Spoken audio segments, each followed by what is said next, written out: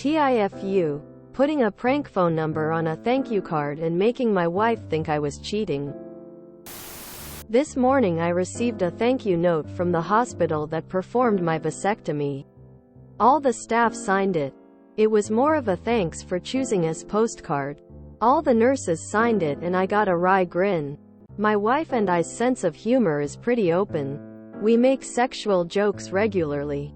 I thought it would be funny to put a prank phone number under a nurse's name and reseal it for my wife to open. Assuming she would open it and give me a hard time or text the number the joke would end. Nope. I let my sister-in-law know the joke.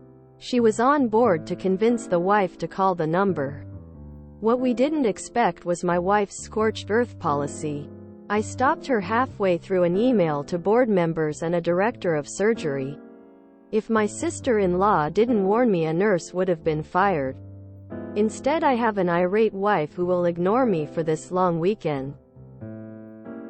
TLDR. Put a prank number under a woman's name so my wife would call. But she escalated and tried contacting their boss. I think I'd be a little offended if a large group of people signed a card thanking me for sterilizing myself. Tears of joy. I actually had a vasectomy today.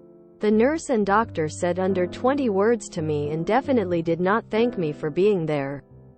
Still crossing my fingers for that thank you card in the mail.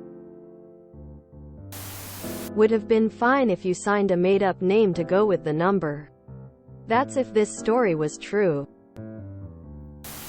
I've never had a vasectomy, but getting a signed thank you card from nurses for getting one seems far-fetched.